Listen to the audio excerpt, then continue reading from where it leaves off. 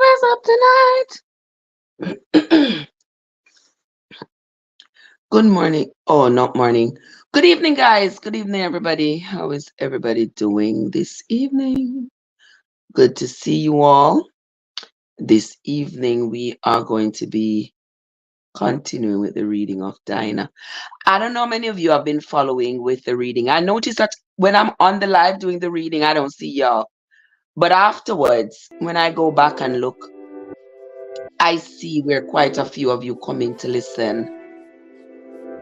Let me turn this music down a little bit.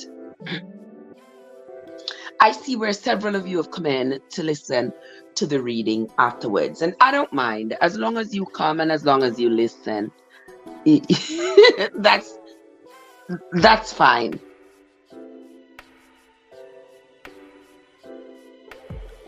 That's perfectly fine with me. So this evening, for the next hour or so, I am going to be continuing with the reading of the book The Atonement Child. There is just so much to this book. It is quite fascinating to me because the book is not only talking about the plight of this young woman who, for those of you who are just coming in and may have not been following the story, this is the story of a young woman who unfortunately got violated and subsequently got pregnant, and this has sort of destroyed her entire life. She is a Christian girl. She was raised with all the Christian values, and she went to a Christian college, and this event that occurred has turned her life upside down. First, she was engaged to the most promising student who's going to be a pastor. She had to break that off. She was going to a Christian college, and they basically put her out of the college because, in Christian rules, you can't be pregnant and unwed, despite the fact that she was raped.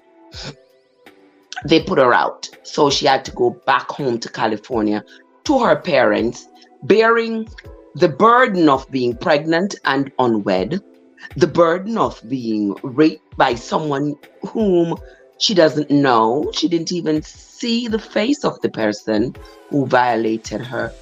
And then to have her plans for her life just completely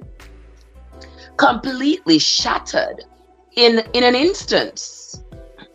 She is having a very hard time. And then to be contemplating whether or not she should abort the pregnancy. That is weighing a heavy burden on her. Not just a social burden, but also a religious burden. Because you all know how religion, and particularly Christianity, views abortion. And so this poor young woman is basically going through hell. Now she's back home with her mom and her Marielle, this one is Marielle. How are you doing, Marielle? Good to see you. Welcome.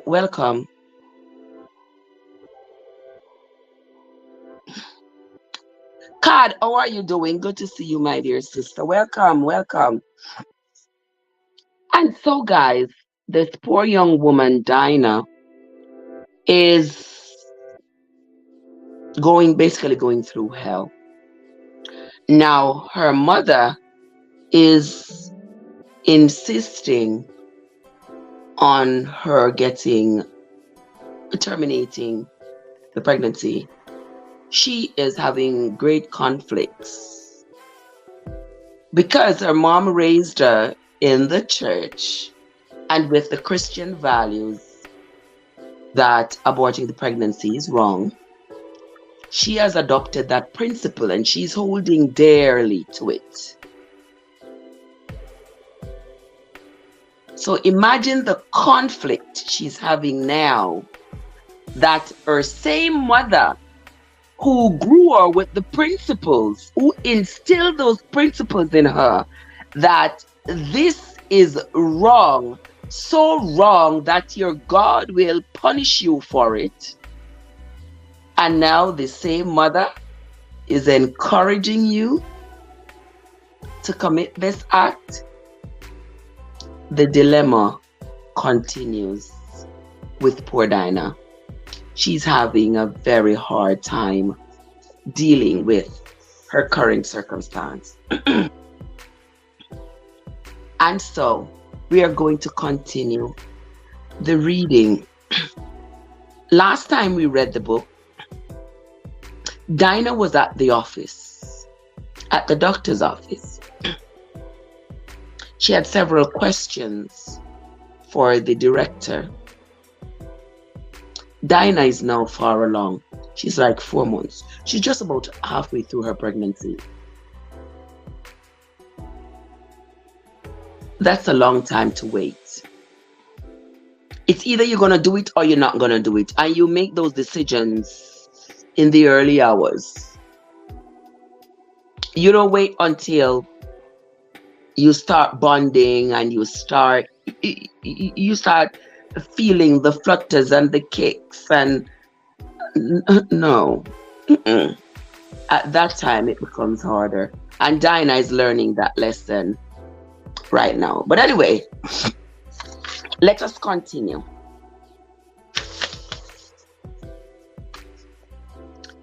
Brenda took charge of them and led them down the corridor. She glanced back once and saw Elizabeth still standing in the doorway, watching. She could read her expression as clearly as if she had spoken. "Do you see, Brenda? That's how it's done. Don't botch it. Just press this button when you are ready." Hannah glanced at the young woman and nodded bleakly. "Thank you." She hoped Dynah would come around quickly so they could get it done and get out of this place. She felt oppressed and sick to her stomach. She prayed God would give her the strength to get through this. "Lord, for my daughter's sake, help me." She looked at Dynah, who was lowering herself into the straight back chair and staring down at her clasped hands. "So, do you feel better, having talked with Mrs. Chambers?" Dynah raised her head. "She didn't answer any of my questions, Mom." "Of course she did. What are they going to do to my body, Mother? Did she tell us?" "And she said everything would be fine." "How can she know? There's a risk with any medical procedure, no matter how simple." Her eyes welled and spilled over. "I'm scared, Mom. I'm scared. I'm so scared." She looked down again, closing her eyes against the pain she saw in her mother's expression. "I'll be with you, darling." "I know, Mom, but what, honey? What about the Lord?" "Oh, baby," Anna said, biting her lips to keep from crying. She moved her chair closer and embraced her daughter. She had prayed for this child, and God had given Dynah to her. She had given the child back when Dynah was a nursing infant, promising to raise her daughter up to love the Lord above all else. And doesn't she, Jesus? She loves you. She sang her own made-up hymns of praise to you when she was just 3 years old. I never had to remind her to say her prayers. She was eager to spend time with you, always thinking of others. Do you remember how she stood on the beach and raised her hands to you in front of hundreds of people without the least embarrassment? Why do you do this to her, Lord? Why have you shredded her life and deserted us? Now, for those of you who have been listening to my readings, Don't this sound like the children of Israel? Because y'all remember, so the children of Israel, that's how they cry to the Lord. If you remember in the Psalms, especially, how they cry to the Lord and try to tell the Lord all that they have done. Look what we have done, or we have praised you, we have served you, we have done this for you, and this and that and the other. And look how you have caused the enemy to come up and destroy us. Why? Why? Why have you caused the enemy to come up and destroy us when we have done so much for you?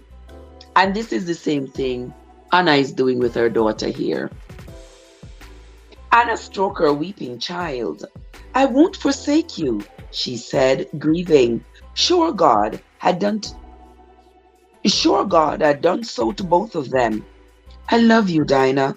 You are my life. I won't let anything happen to you. I'm not ready, Mom. Can you understand? I do. Had she been ready? Was anyone ever ready to abort her child? Choice. Everyone said it was a woman's choice.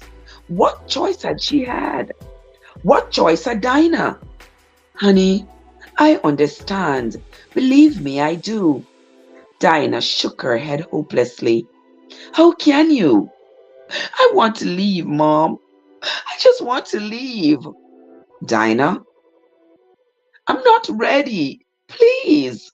But if Dynah is not ready at 4.5 months, when is she going to be ready? Let us continue. Anna saw her fear and felt it as her own. Her feelings were so ambivalent. She was so torn. What was she supposed to do? Would Doug understand if Dynah didn't have the abortion? Would he support her in that decision? No, he wouldn't. He'd made his feelings clear enough. What was she going to do, though? Oh, God. Why do I have to be the one to sit in this room? Why do I have to be the one to press my daughter to this end? Because I did it. Doug's the one making the demands this time. Let him push, like Jerry pushed. They think it's so easy. So the husband, Anna's husband, who is Dinah's father, is adamant that he's not going to care for this child that was born out of this violation of his daughter, his precious little angel. And so with that, Hannah has to go along with it. But now it's Dinah's body. Dynah has to make the decision whether or not she wants to abort. Because if Dynah says, I don't want to, there's nothing anybody else can do because it's her body. Andrea is here. Winsome. Oh, what's up? How are you doing, my dear sisters? Good to see y'all. It's story time. Story time, Andrea. And a story it is. And you know what? I can only imagine other Christian women. This might be the story that's written in the book, but I'm sure that many young women have gone through this kind of dilemma before, with their religion conflicting with social necessity. Because at this point, if I was Dynah, I am asking no questions, because I would never be 4 months along. But poor Dynah, her Christian beliefs are now conflicting with the social necessity that is at play right now. And poor thing. It's yes, God says it's a really tough place to be in.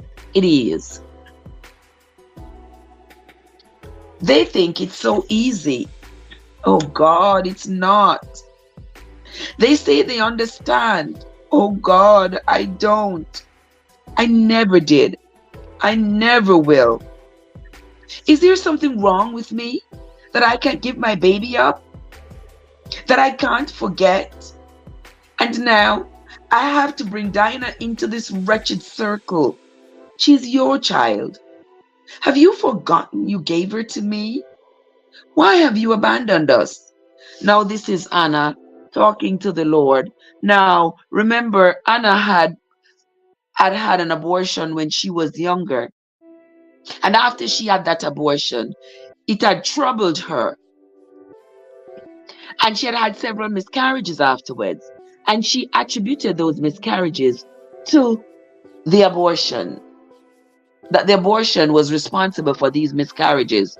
And so she went into the church and she prayed and she prayed and she begged God to bless her with even one child. And if he blessed her with a child, she was going to give the child back to him and the child would praise him and all these things. Well, she has been doing that so far, but that doesn't negate the fact that Dinah's predicament is one that is similar but different from Anna's, because Anna had consented to be with Jesse when she got pregnant. And that's the complete opposite of poor Dynah. Dynah was violated. Now, when Dynah asked if this is God's way of proving himself to her, that gave me chills. Jojo, how are you doing, Jojo? Good to see you. It gave me chills that Dinah would feel that way, to ask the question if this was God's way, some way of either punishing her or presenting himself to her. Why would he present himself to her in such a violent manner, in such a degrading manner? And that's the conflict that poor Dinah is dealing with. But let us continue. Mom, Dinah said, trembling, seeing how upset her mother was. She didn't want to make everything so difficult. Can't we go? I need a little more time, please. Anna could see Dinah's confusion, her fear, but she didn't want to have to go through this again. She had already paid the money. Why couldn't they just get it done now and go? Dinah, I don't know what I want, Mom.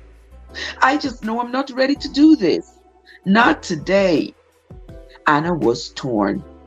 She would have to face Doug. She would have to take she would have to face the brunt of his anger. As though she were the rapist. As though she were the one who had gotten them all into this mess. How was she going to help her daughter without turning her own life into a living hell? Please, Mom. Covering her face, Dinah cried. All right, honey. We'll go. We'll talk about it some more and come back to face this misery all over again. Could they leave without being seen? What if that young nurse was standing outside the door? Did they have to explain? She rose slowly and took Dinah's hand. As they came out into the corridor, the young black nurse was waiting. She moved, obstructing their path down the corridor. Are you ready now? I'm afraid not, Hannah said, embarrassed. Oh, Brenda said, frowning slightly. What could she say now to allay the girl's anxiety? She could see she was intent on leaving despite her mother's support. Brenda couldn't think of anything to say to make her go through with it. Because of that, she knew she would be in trouble again. Elizabeth would cast blame. It wouldn't matter that she was the one who had spoken to them. Would you like to speak with Mrs. Chambers again? Well, No, Dinah said when her mother glanced at her. A door opened across the hall, startling them both. A doctor came out and put a medical chart in a rack to the right of the door. Hannah stared at him. Jim? Jim Wyatt? Jim turned at hearing his name and looked at the elegantly dressed woman before him. Heat poured into his face. It is you, she said, amazed and oddly relieved. He smiled bleakly. It's been a long time, Hannah. He looked at the young woman with her. This is my daughter, Dinah. Jim held out his hand to Dinah. She was pale. Her hand was icy, and she was pregnant. She looked close to tears and ready to flee. I knew your mother in college. She was my sister's roommate. Was this girl going to be his last abortion for the day? Worse, was Anna going to be standing in the room with her and watched him at work? Hannah watched his face. He looked embarrassed and uncomfortable. He was acutely aware of their surroundings and not exactly happy to see her. He saw the question in her eyes as she looked up at him. How had he come to work in a place like this? Jim felt ashamed, though he couldn't think of any reason why he should be. It appears you are leaving, he said, somewhat stiffly. Yes, he worked here, and they had come for these services, hadn't they? Oh, dear God. Poor Anna. Dinah's uncertain. It's a big decision. She has a lot of questions. Mom, let's go, please. Dinah took a step towards the exit. Anna looked at him, appeal in his eyes. Maybe you could help, Jim. Could we talk to you about all of this? Procedures, risks, everything. He stared at her, aware that she believed he would be honest and that he would help lay Dinah's fears to rest. Now, this is Jim Wyatt's job. Jim Wyatt is the doctor, and this is what he does for a living. What do you think he's going to say? When a doctor is going to perform a procedure on you and you are afraid, what does the doctor do? He doesn't tell you, okay, don't do the procedure, just go on your way. No, he sits with you, he holds your hand, he tells you everything is going to be okay. We have some of the best nurses here, the best recovery team. I mean, I went to Stanford, I went to Yale, he tells you all of his credentials and he tries to put your fears to rest so that he can perform that procedure, because to him is not only the money but also the learning. It's a learning experience for him. And if you don't consent to the doctor cutting you open and going inside of you and peeking around and searching around and removing stuff and taking stuff out and doing what he does, then there basically wouldn't, science and medicine would not be as advanced as it is today. So what do you think Jim is going to tell her?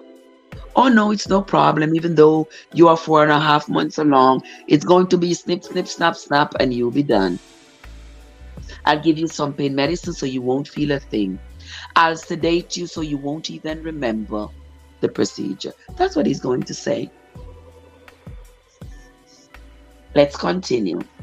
He glanced at Brenda, but she merely looked down at the file in her hands, offering no help. He could understand her dilemma. Policy. He didn't agree with it either, but Elizabeth had a way of driving the point home.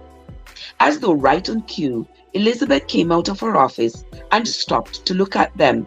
Her eyes narrowed. Sometimes she acted almost territorial. Annoyed, Jim stared back at her. He was well aware of her views. Elizabeth was convinced women didn't need to know about the pain and possible risks.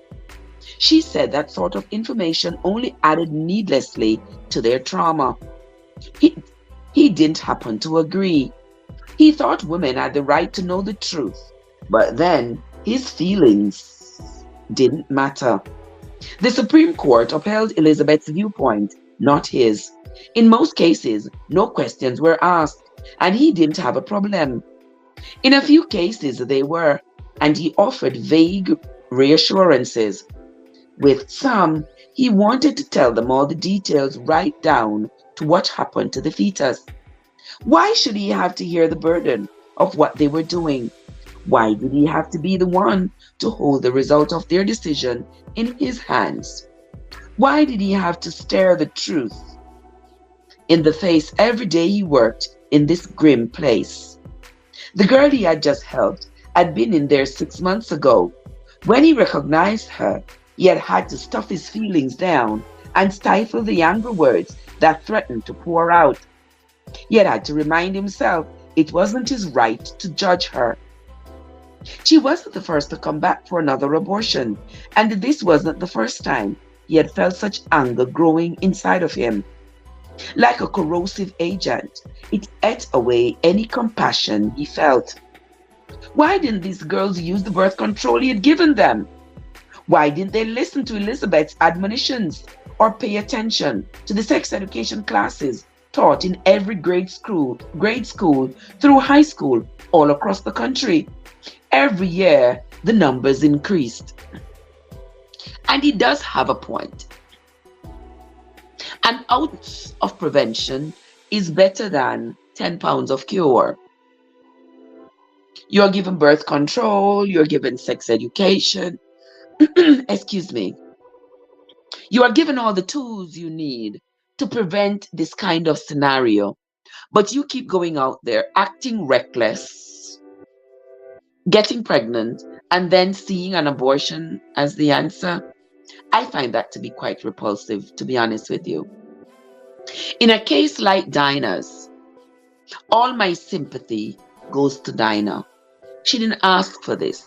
She didn't go out and act recklessly to get this, to have herself in this dilemma. But the others who willingly decide that they're going to not use birth control, then find themselves in this predicament only because they know that they can go and abort it. That, to me, is repulsive. But we will continue. Business was booming. What a way to make a living! He felt sick and hopeless in the face of it, and trapped by his own principles and reasons for being here. Anna's daughter looked up at him, and he thought of his sister, beautiful, frightened, desperately confused. Carolyn had been about this girl's age when she died. Why did Anna's daughter have to come here? Why couldn't she have gone to another clinic across the city, or across the bay, or even into another state? Why did it have to be him? Jim, Hannah said softly, as though sensing his turmoil, we need your help. And there it was. He looked at Anna and her daughter and knew he couldn't turn away from them. They wouldn't be here if they had any other choice. I'll meet you for coffee and we'll talk about it. Brenda glanced at him, surprised. He ignored her. He would answer their questions. He couldn't do it here in a professional capacity, but elsewhere, in a casual setting, he could talk freely. They didn't look comfortable in this antiseptic hallway. The sound of muffled crying coming from the room behind him, and Elizabeth Chambers looking at them as though they lacked the guts to do what they had to do. In another minute, she would intervene and apply just the right measure of pressure to break down their resistance. This Elizabeth is something else. I have 2 hours before I make my rounds at the hospital, he said briskly, and suggested a coffee with high-walled booths where they would have privacy. I can meet you there in 30 minutes, he said. Relieved, relief swept Hannah's face. Thank you, Jim. Thank you so much. She put her arm around Dinah as they headed down the corridor. Now, Anna don't realize, not Anna, but Dinah. Dinah doesn't realize that the longer she waits, the harder it becomes. The decision is the decision. Either you make the decision now or you don't.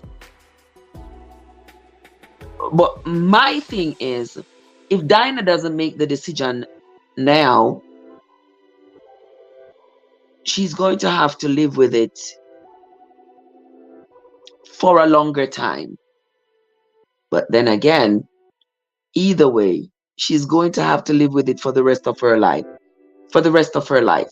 She's going to have to live with the fact that she was violated. She's going to have to live with the fact that she got pregnant. And if she goes through with the abortion, she's going to have to live with that as well. So damn if you do, and damn if you don't. Poor Dynah.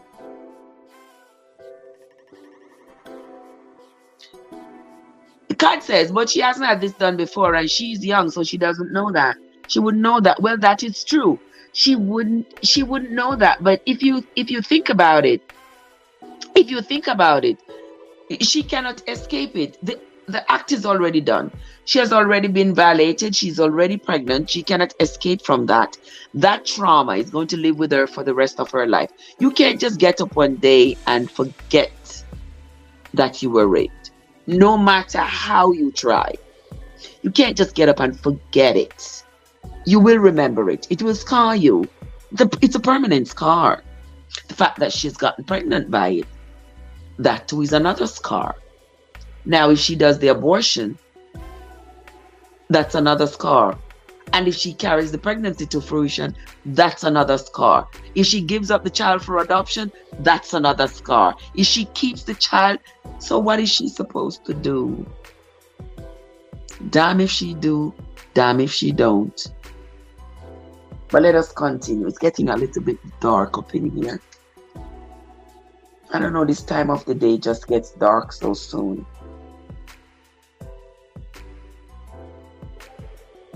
Why is the AC blowing? The heat is supposed to be blowing. Why is the AC blowing? Well, on the people, I try to get a little light here. And I was just trying to get some light. Relief swept Anna's face. Thank you, Jim. Thank you so much. She put her arm around Dinah as they headed down the corridor. Jim walked with them, knowing if he didn't, they would have to contend with Elizabeth. As it was, she moved to the front counter where they would have to talk with her before leaving anyway. They want time to think it over, he told her as he reached the counter. Phyllis, return their money, please. Phyllis glanced at Elizabeth. Jim raised his brow in challenge. I've assured these ladies we aren't in the business of coercing women into having abortions. Of course not, Elizabeth said indignantly, eyes glittering. Do as he says, Phyllis. She watched the money returned. Hannah stuffed the uncounted bills into her purse and opened the door, ushering Dinah out. Angry, Elizabeth looked up at Jim. What did you say to them? Nothing. Nothing? They practically ran out of here. Ignoring her, he picked up another chart and headed down the corridor. Fuming, Elizabeth glared after him. Who did he think he was? God? He needed to be knocked off that high horse of his. He might be a doctor, but she ran this place. He answered to her. Phyllis gave me the envelope in his box. When it was in her hand, she turned. Jim, you forgot something. Turning, he looked at her. What? She walked towards him with measured steps, opening the envelope as she did so. Eyes glacial, she held out his check. This, she said. A muscle jerked in his cheek. Elizabeth smiled sardonically. Don't you want it? You earned it. He took it, folded it, then stuffed it into his pocket. Elizabeth gauged his expression. Back to business, doctor. Satisfied with the look on his face, she turned and walked away. Dinah sat in the booth, sipping 7 Up, feeling off balance and out of place. Her mother seemed to have forgotten the reason for this coffee clutch as she reminisced with Dr. James Wyatt. On the drive to the cafe, she had said that that he was the brother of a dear friend of hers who had died, and that his presence had obliterated all her fears about Dinah's care. Jim Wyatt would never do anything to harm you or anyone, she had said. He couldn't. It isn't in his nature to do so, nor if he's not if he's the man I remember him to be. As Dinah studied him surreptitiously, he seemed all her mother thought of him. It's been so many years, Jim, Hannah said. He smiled. A lot of water under the bridge, huh? Away from the clinic, he could breathe easier. How's Jerry? Dinah glanced at her mother curiously, a bit surprised to see a quick blush coloring her cheeks. I don't know, she answered. I haven't seen him in years. I married a man I met here in the city, Douglas Carey. Good Scott's name. He's a wonderful man. She looked pointedly at his wedding band. And you? Her name's Cynthia. 15 happy years. She helped put me through medical school. Do you live here in the city? No. Cynthia and I have a place in Mill Valley. We wanted the children to grow up as close to the country as they could. We're a few minutes from the beach. How many children do you have? 2. He looked at Dinah. Much younger than Dinah. We got a late start. Dinah is my only child, you know. Dinah smiled slightly when her mother reached out to touch her hand gently, pride shining in her eyes. We should get our families together, don't you think? Dinah shrank at the thought, even as her mother said it. Sounds good. We could have a picnic at the beach or somewhere in the Golden Gate Park. Jim glanced at Dinah and saw how rigidly she sat, shoulders hunched, eyes downcast, her thumb rubbing up and down on the frosty glass. Why don't we forego reunion plans until a later time? He said gently. Dinah watched her mother glance at him again, then reached out to put a comforting hand lightly on her wrist. I'm sorry, honey. It's just that seeing Jim after all these years was such a surprise, a pleasant one, she hastened to add. Look at Servant David in the place. Servant David, what's up? How are you doing, my brother? So good to see you. Happy today, what? Saturday? Happy Saturday to you, my dear. Let us continue.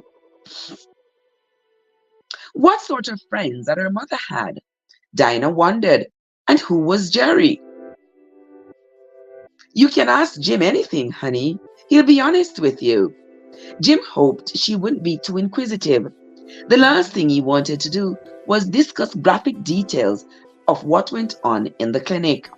Dinah raised her eyes and looked between her mother and Jim Wyatt.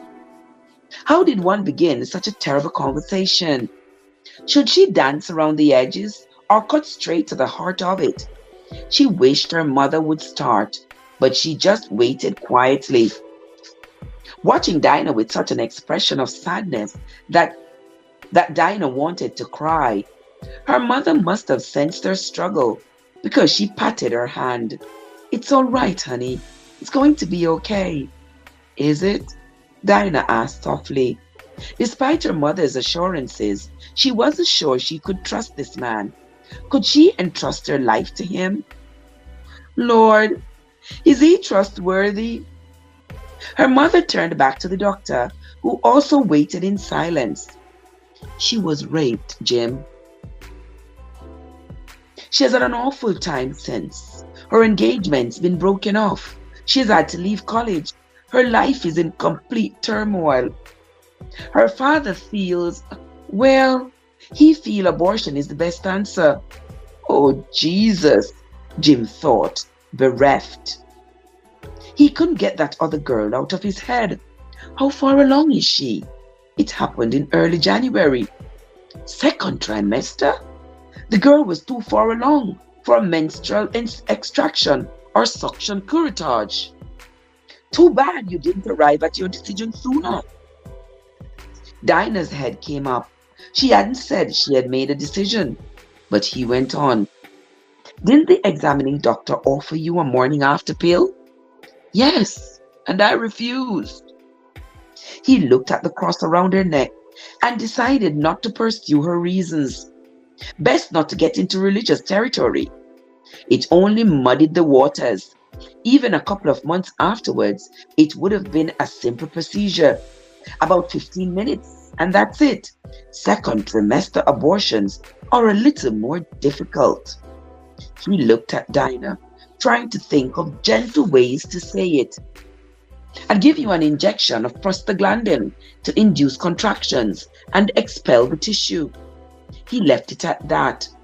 If she needed to know the grim details of how the hormone was injected and where and what it did to the fetus, she would have to ask. Time enough to know when it was being done. The risk is minimal, Jim continued, seeing her pallor and wanting to reassure her. In the 5 years he had been performing abortions, he had kept to the first trimester abortions, leaving the late terms to Dr. Franklin. Since Dinah was the daughter of a good friend, he had made an exception this time. He'd see her through it and stand beside her in recovery to make sure she was fine. The newspaper article about the dead girl flashed into his mind. Why should he think of that now? Why couldn't he get it out of his head? And why was Anna looking at him like that? He focused his attention on Dinah. She was the one in need of help. I take care of you. I'll be as careful with you as if you were my own daughter. Even as he said it, his heart shuddered. What about later? Hannah said quietly. She'd remain in recovery for an hour or two. I'd keep a close watch on her. I mean, later. I've only had a few clients come back with complications, all of which were usually minor and easily resolved with drugs. His mouth curved grimly. Unfortunately, most who came back were pregnant again, usually within a few months. His expression softened as he looked at Dinah. I don't want you to worry about anything, Dinah. It's not as difficult as you have probably heard.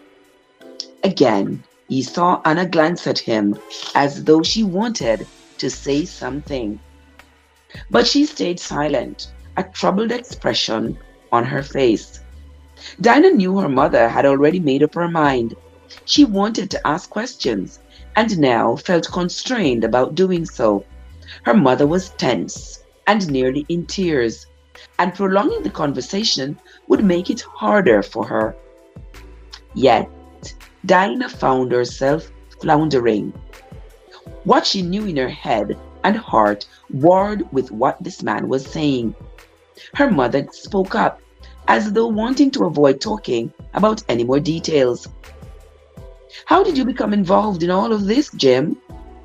Carolyn, Jim said. Carolyn? Dinah's mother said, clearly surprised. At Dinah's questioning glance, her mother explained. Carolyn was Jim's sister. She was one of my best friends in the sorority. She smiled. We were both freshmen, so we learned the ropes. Together. Carolyn was beautiful, wild about Janis Joplin and Jimi Hendrix, and enjoying her first taste of real freedom. Knowing her was like watching a fireworks display, glorious and beautiful while it lasted. While it lasted? Her mother nodded at the question. She died. Over spring break, everyone was stunned. Well, it was devastating to lose her. She looked at Dr. Wyatt with a slight frown. But I don't understand. You told me she died of a ruptured appendix. She died of sepsis, following an illegal abortion. AG is here. AG, what's up?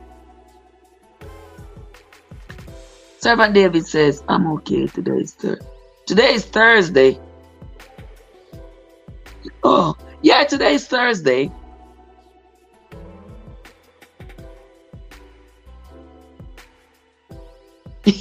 Yeah. Well, on then, so me work night shift, my confused, you know. Oh, shucks. Yeah, today is Thursday. Today is Thursday for real. Tomorrow is Friday. AG, what's up? How are you doing, my love? I know you're out there on them streets. Now be safe, okay? Let us continue. Oh, Jim! Dinah heard the tears in her mother's voice. Some woman did it. How Caroline found out about her, I never knew. My parents had no idea. Mom said Caroline went shopping one afternoon and came home pale and weak. She went to bed. She kept saying she'd be fine, but she kept getting worse. By the time they took her to the emergency room, it was too late. You're not Carolina? Really? You're not Carolina? So you know, check me. Her eyes filled, remembering her younger sister. Remembering. Let's do that again. His eyes filled, remembering his younger sister. She had everything going for her. It's remembering how Caroline died that keeps me going. Anna sat silent. Jim looked at Dinah. Things are different now. It's legal. You can have the best medical care. It's a simple procedure done by a doctor in a sterile environment with the proper equipment. There's little risk. Within a few days, you'll be just fine. Dinah felt his determination, but as casual and easy as Dr. Wyatt made it sound, she couldn't think about it without a visceral response. She couldn't think it through without horror. Suddenly, she felt a fluttering sensation in her abdomen, and she froze. She waited and felt it again, a stirring of life. Her heart raced madly. Are you all right, dear? Her mother said, touching her again. Dinah wanted to scream. No! I can feel the baby moving. Oh, God! How can I be all right under these circumstances? Can I concentrate on the rape that produced this child and go through with an abortion? And if I do, can I walk away unscathed? Dinah? She looked at her mother and saw the hope that lay there. Her mother wanted it over and done with. She didn't want to have to deal with the problem. She didn't want to have to battle with Daddy over the moral implications or alternatives. In their minds, there was no alternative. Dinah envisioned herself in a narrow chute, like some poor cow being herded along.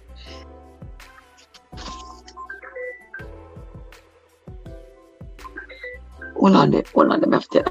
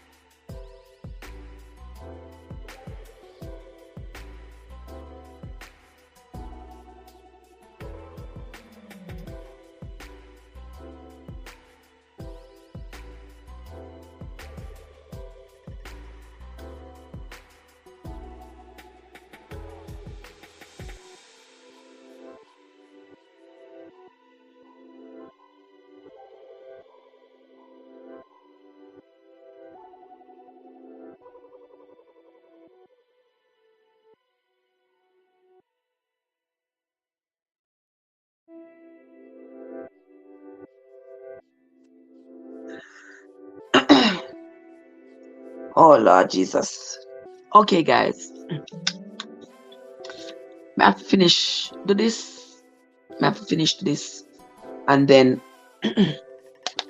go make a couple phone calls before me it out. Alright. Then we will deal with that then. Then I'll deal with that issue.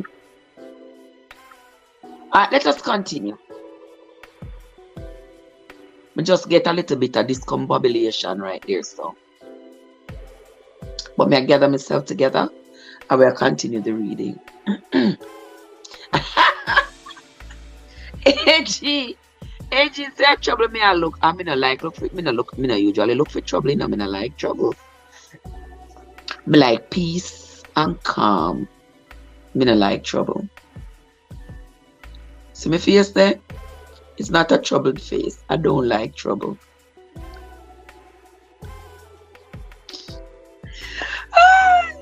But let us continue, guys. Let us continue.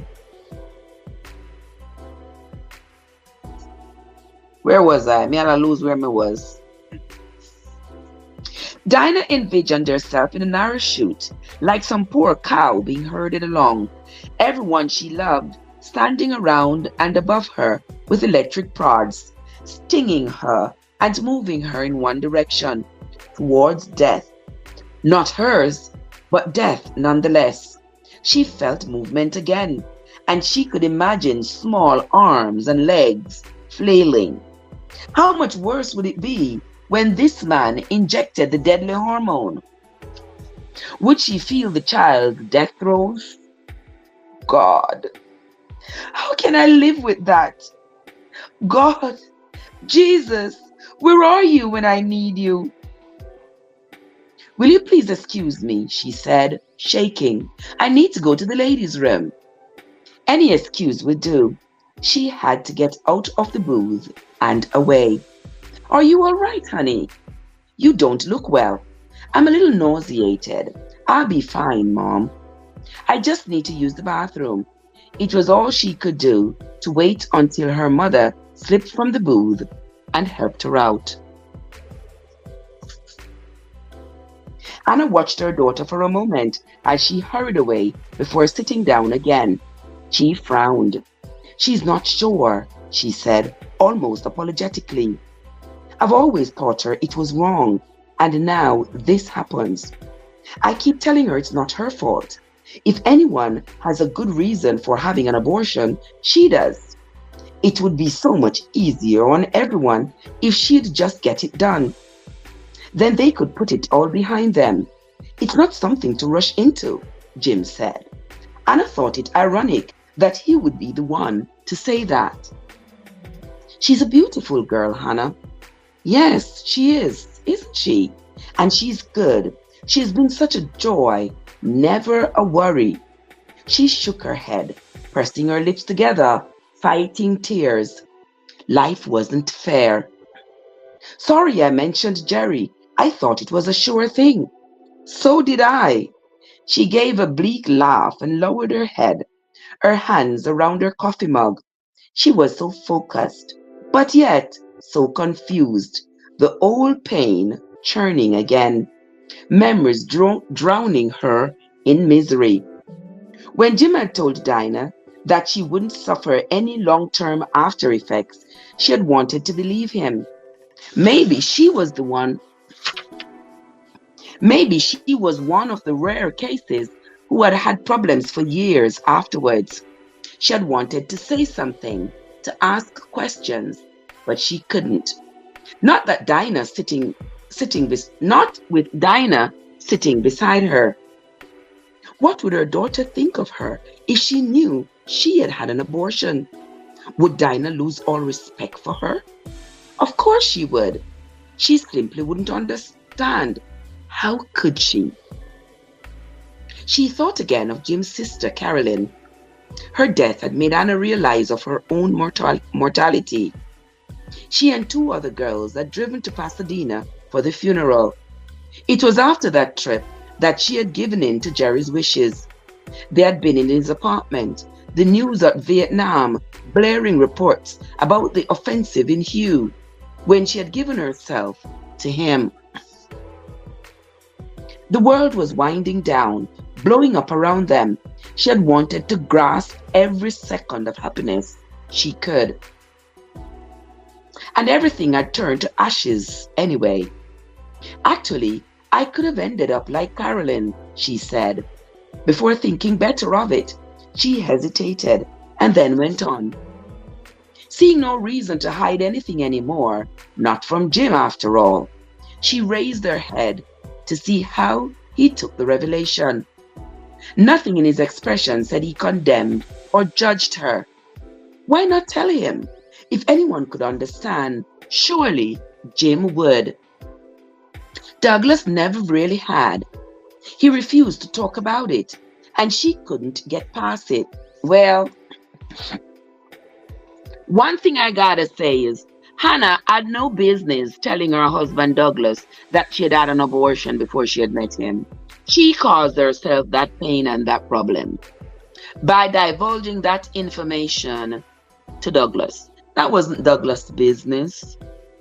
Doug, let me tell you something. It's not everything you must tell the person you with. Because trust me, you see when that person they become your ex, that person gone with all of your business. And one thing I have learned is that them love lay down pan pillar and tell the next woman what them do with your business. So, with Anna having told her husband Doug that she had had an abortion before she met him, he constantly brings it up. Why? I don't know. I don't know why he does that. But he brings it up, sometimes quite subtly, but he does. And that keeps it in her memory that she had an abortion. And I don't know if I could ever be with somebody who go and bring that up every minute. Why are you going to bring that up for? Why are you going to bring it up for? But let us continue. I heard about that woman in Los Angeles, she said softly. One of the girls in the sorority house gave me her name. I was going to go to her, but Jerry found a doctor just outside Reno. I guess I should be thankful. Jim didn't say anything. He just reached over and took her hand. It was enough. AG say, if you can't tell me in business, one thing for sure, it will be safe. I won't tell nobody. Let's continue. Jim didn't say anything. He just reached over and took her hand. It was enough. One of my friends drove me to the doctor's house.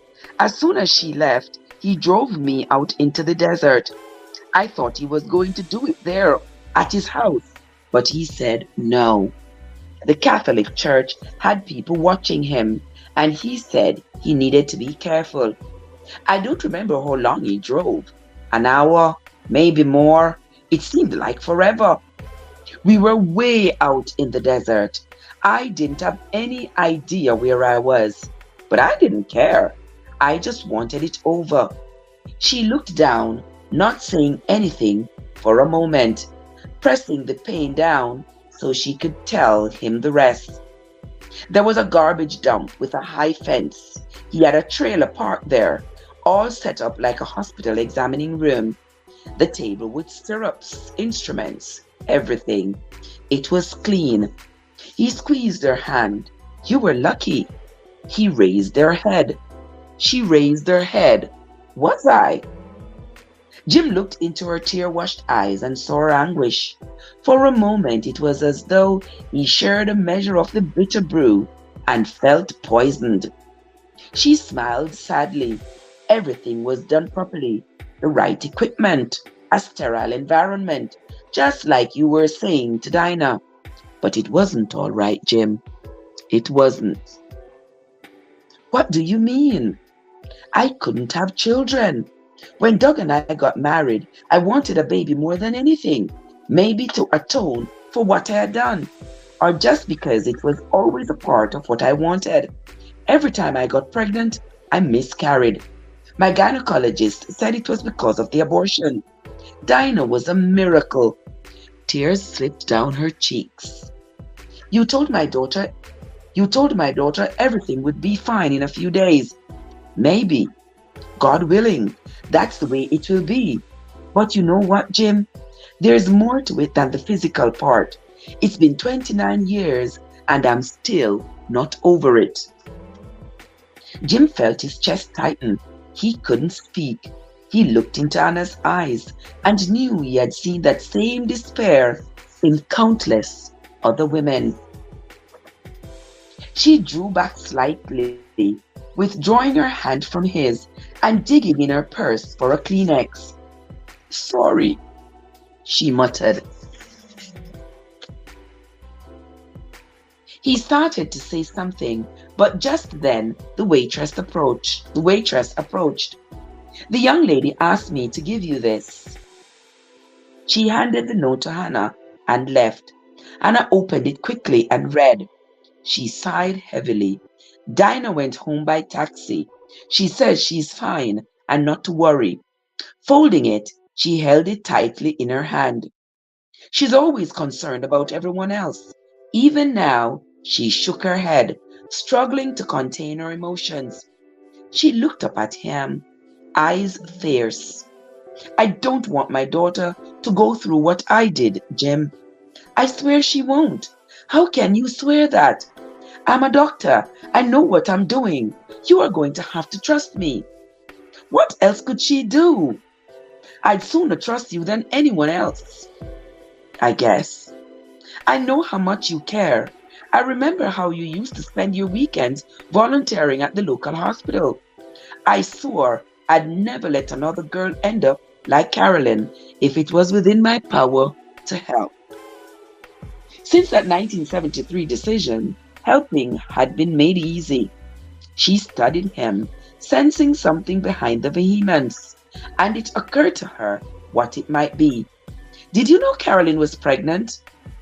He pushed his coffee cup away. Yes.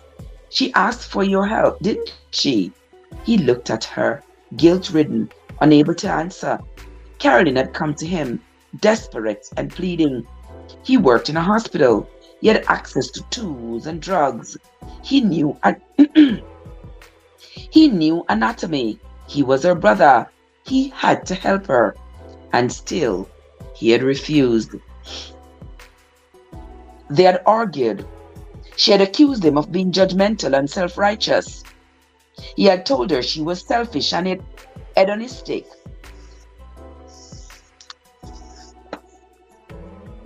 She should have thought of the consequences before she started screwing around.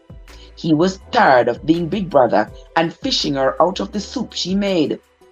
He wasn't going to jeopardize his future by performing an illegal abortion or helping convince some doctor it was psychologically necessary.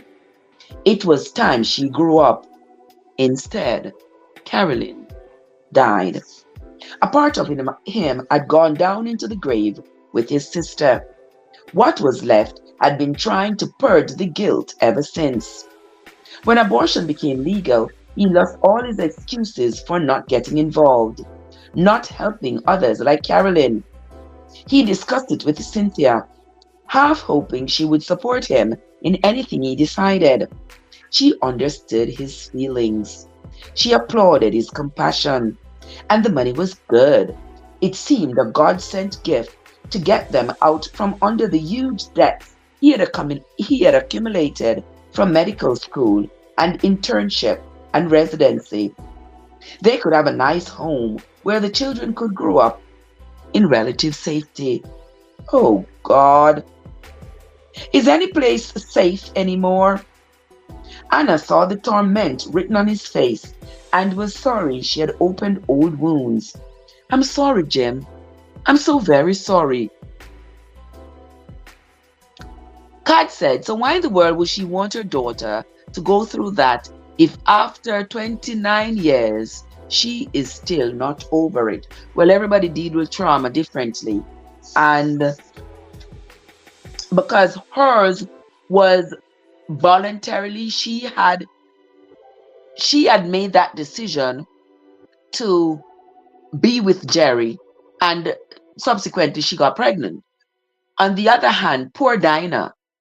Dinah had not made that decision to be with this person who violated her. And so, in Anna's eyes, Dinah's situation is so different that she thinks Dinah will be able to overcome the circumstances better than she was able to overcome hers.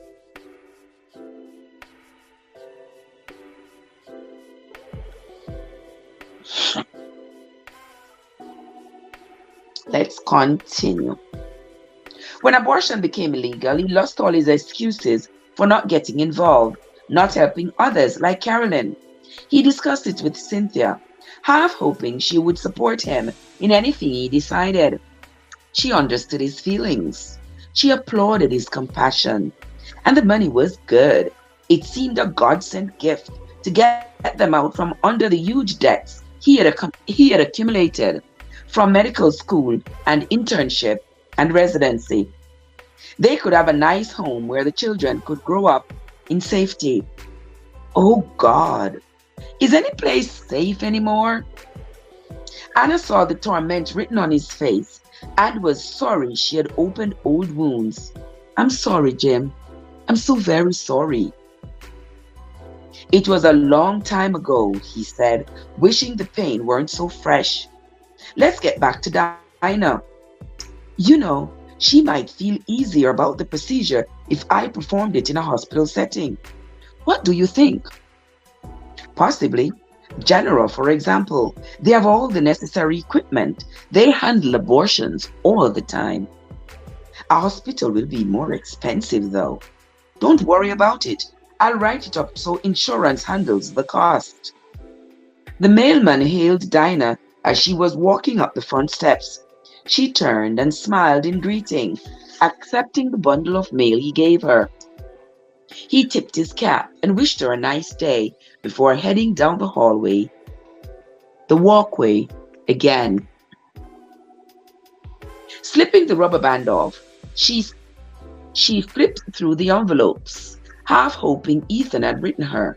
She found a letter addressed to her with no return address. It wasn't from Ethan. Unlocking the door, she put the mail on the table in the entry hall and tore open the envelope. It was a brief note from Joe. He wanted to know how she was doing. Did she know she could call him anytime? He cared about her. He was making plans to come west right after graduation and hoped she wouldn't mind him looking her up. Hang around June 15. I'll be on your doorstep. He was praying for her. She tucked the note back into its envelope. Joe hadn't mentioned Ethan. She couldn't help wondering at the oversight.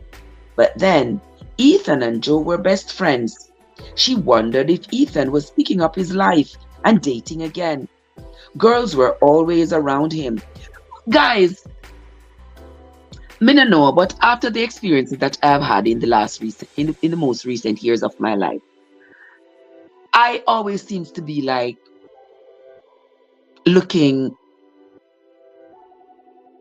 not looking for the worst, but because I've become so distrusting, I find myself sometimes looking beyond the spoken words and believing the unspoken rather than the spoken. By that I mean, in reading this book, why do I feel like Joe was the rapist? Why do I feel that way, guys? I don't know. I don't know. I just feel. Liz, what's up, my love? How are you doing, my darling sister? I don't know why I feel that way. But anyway, we're going to continue. We are going to continue. She wondered if Ethan was picking up his life and dating again. Girls were always around him. easy pickings, lots of picture perfect virgin girls looking for a good, godly husband. It hurt too much to think of all the possibilities. Someday he would marry someone pretty, unsoiled, and supportive, someone he could mold into the wife he wanted. And what about me, Lord? What kind of future am I going to have? Dinah? Startled, she glanced up. Grandma! Smiling through her tears, she went into her grandmother's arms. She had noticed a car out front when the taxi pulled up, but hadn't bothered to give it more than a cursory glance. Had she done so, she would have noticed the Oregon license plate and known that it was her grandmother. I got here about an hour ago. Good thing your mother gave me a key last year, or I would have had to hunt up a restroom at the gas station. I didn't know you were coming, Grandma. Of course I'd come. The minute I heard you were home, and why, nothing could keep me away. Dinah withdrew and looked at her, heat flooding her cheeks. Mom called you? Actually, I called her. I knew something was wrong and pressed her. Evie touched her granddaughter's cheek, seeing more than the child wanted to reveal. It will be all right. That's why I came.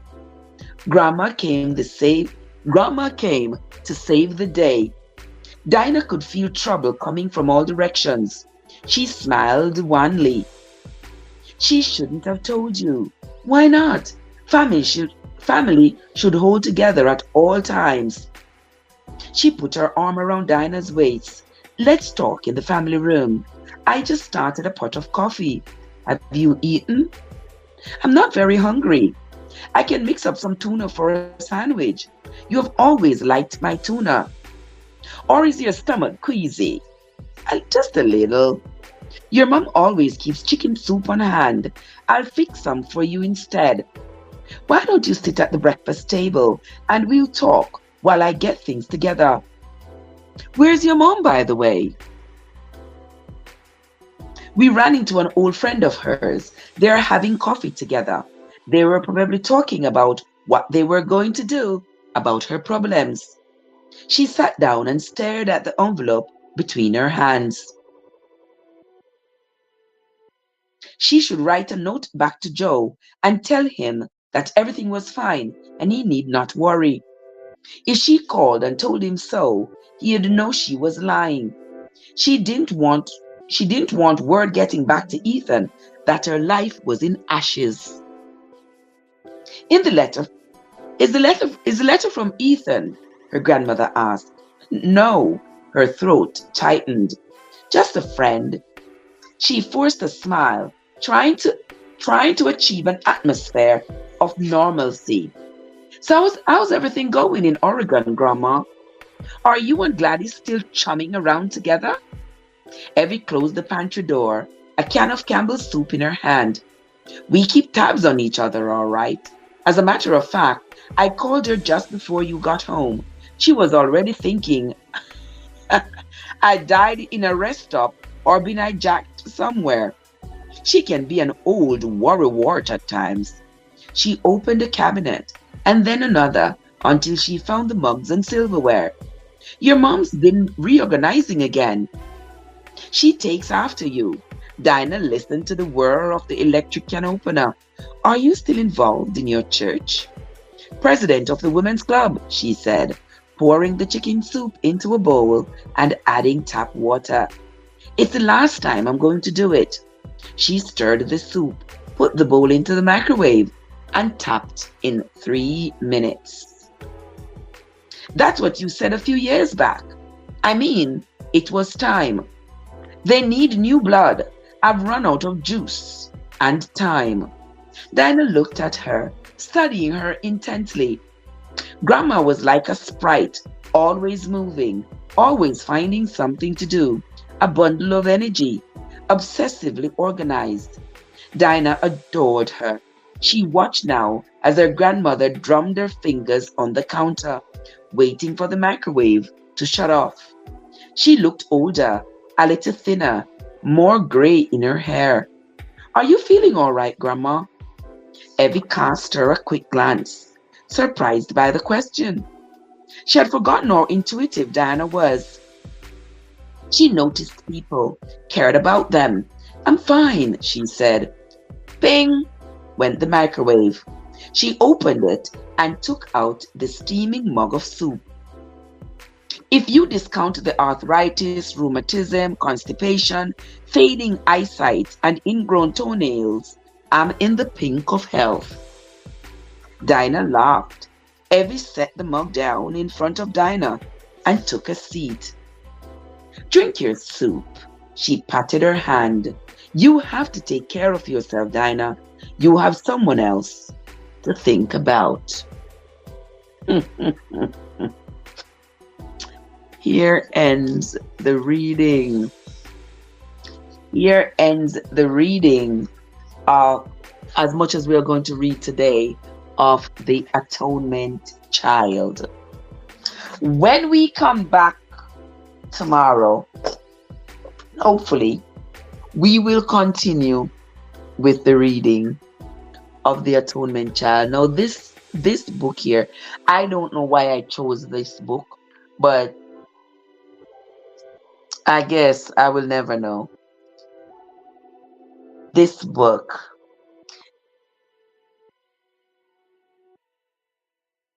has a lot of scenarios that opens for a lot of discussions. Do you all think if Dinah was not religious, the decision to do the abortion would be so hard to make? Think about it. Think about it. And when we come back tomorrow, we will talk about it. Do you think if Dinah was not religious, do you think the decision to abort would be so hard to arrive at for her?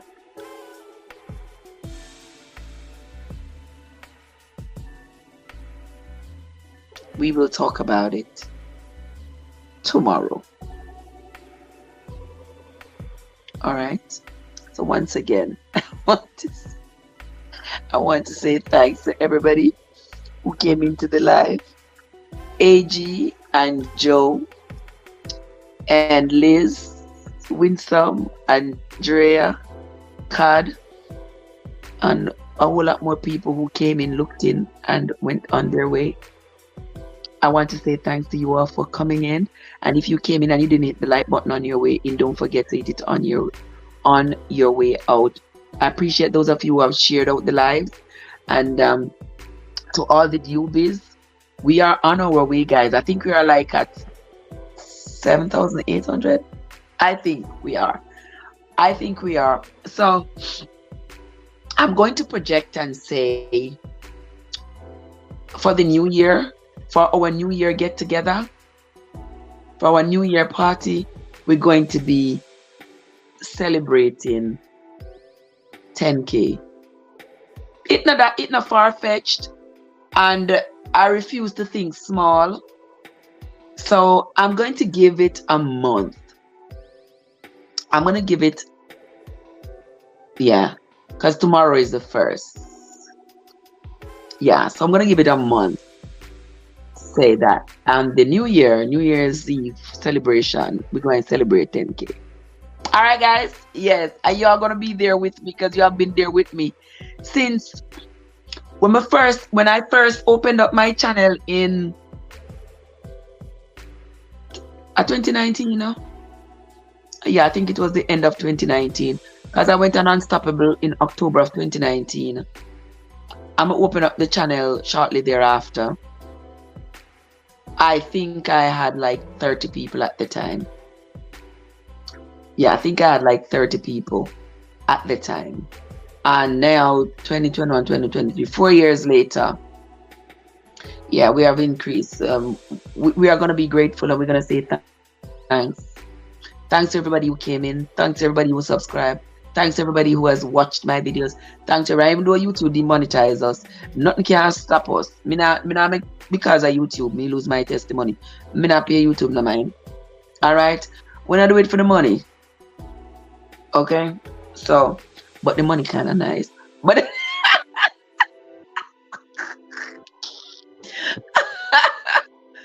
but no matter what happened, we keep our spirits up and keep going, regardless of whether or not YouTube take our monetization. We still going. All right. So thanks, guys. Our Joseph say, where are you, Trevor? Are you in your bed? Yes, in my bed, me there. May I get up now, go get ready for where people them work. Yeah. Yeah, yes, I just wanted to sit here. I was already sitting here. So I just say, let me just sit here and just do the live. I didn't bother to get up. So I just doing it right here. But you see what I mean, Liz? You see what I mean, sis? Yeah. So I want to say thanks to you all. Thanks to you all for your love and for your support. I sincerely appreciate you all. All right. I'm going to run off now and go to work. And hopefully tomorrow morning, I hope I'm not too tired tomorrow morning, we will continue to read some more. We are going to be reading the Jeremiah book, because Jeremiah,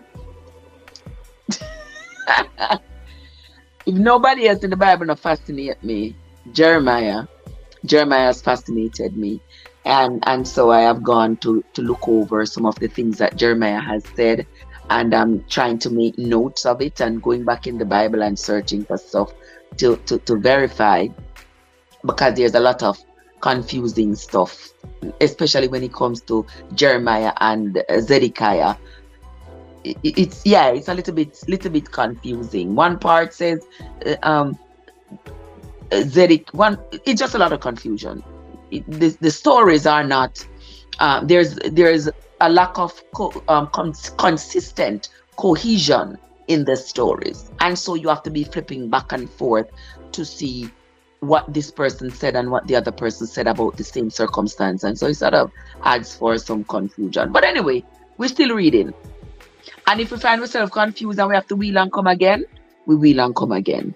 It's as simple as that. Because I tell you, sis, a piece of a confusion. But if we have to wheel and come again, we wheel and come again. And we're going to wheel and come again as many times as we have to, so that we can get our understanding from it. Because I know the people them hope that we will not do any wheeling and coming again. We will just read one part and just say this is it and keep moving. But I know some me function. Because if me not find the answer, me tormented until me find the answer.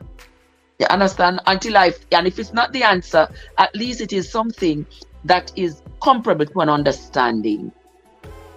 And that is what I need to find, an understanding of Jeremiah's behavior. But anywho, that is going to be it from me for right now. Somebody there call me.